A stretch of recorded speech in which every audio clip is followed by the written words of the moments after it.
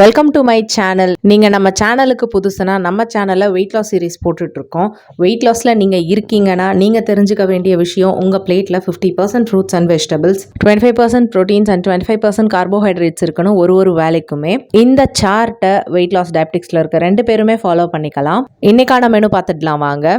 Morning tea காஃபிக்கு பதில் 2 நெல்லிக்காயை இந்த மாதிரி எடுத்து தோலெல்லாம் சீவி துருவி வச்சுருக்கேன். நெல்லிக்காயில் அவ்வளோ ஹெல்த் பெனிஃபிட்ஸ் இருக்குது. ஸோ டெஃபினட்டாக மிஸ் பண்ணாமல் நெல்லிக்காய் ரெகுலராக எடுத்துக்க பழகுங்க. வெயிட் லாஸ்க்கும் ரொம்ப நல்லது. துருவன நெல்லிக்காயை 2 டம்ளர் தண்ணியில் போட்டு கொதிக்க வச்சுக்கோங்க. ஒரு 3லேருந்து 4 நிமிஷம் கொதிச்சாவே போதும்.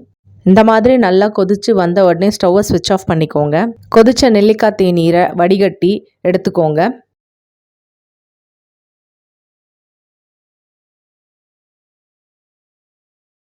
இது கூடவே 1 ஸ்பூன் அளவில் ஊற வச்ச சியா சீட்ஸ் அண்ட் சப்ஜா சீட்ஸை நான் மிக்ஸ் பண்ணிக்கிறேன். சியா அண்ட் சப்ஜா சீட்ஸ் வெயிட் லாஸில் இருக்கும்போது ரொம்பவே நல்லது. ஸோ டெஃபினட்டாக எடுத்துக்கோங்க.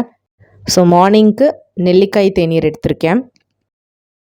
பிரேக்ஃபாஸ்ட்டுக்கு கருப்பு கொண்டக்கடலை வச்சு அரைச்ச மாவில் 2 இட்லி, கொஞ்சமாக புதினா சட்னியும், ப்ரோட்டீன்ஸ்க்கு 1 முந்திரி பருப்பும் எடுத்திருக்கேன்.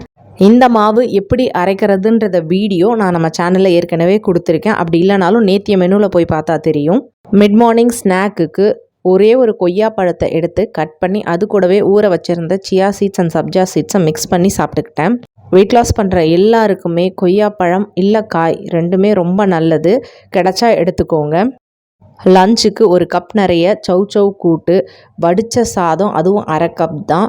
ஸ்க்ராம்பிள்டு எக், அதாவது முட்டை பொடி மாஸ் எடுத்திருக்கேன். கூடவே 2லேருந்து 3 பீஸ் தான் வாழைக்காய் பொரியல். வாழைக்காயில் ஹை கார்ப்ஸ் இருக்கிறதுனால ரொம்ப கம்மியாக தான் நான் எடுத்துக்கிட்டேன். அதுக்கு பதில் கூட்டு நான் நிறைய எடுத்துப்பேன். ஸோ ஆட்டோமேட்டிக்காக பேலன்ஸ் ஆகும். ஈவினிங் அரை கப் போல் காஃபி ஆர் டீ சர்க்கரை இல்லாமல் தான் எடுத்திருக்கேன். டின்னருக்கு அதே மாவை வச்சு ஒரே ஒரு தோசையும் கொஞ்சமாக சட்னியும் எடுத்திருக்கேன். உங்களுக்கு பத்தலைன்னா நீங்கள் 2 தோசையாக எடுத்துக்கலாம். இன்றைக்கான மெனு இவ்வளோ தான். உங்களுக்கு வேறு ஏதாவது ரெசிபீஸ் வேணும்னாலும் நீங்கள் கமெண்ட் செக்ஷனில் கமெண்ட் பண்ணுங்கள். மறக்காமல் like, comment, share and subscribe பண்ணுங்கள் ஃப்ரெண்ட்ஸ். தேங்க்யூ.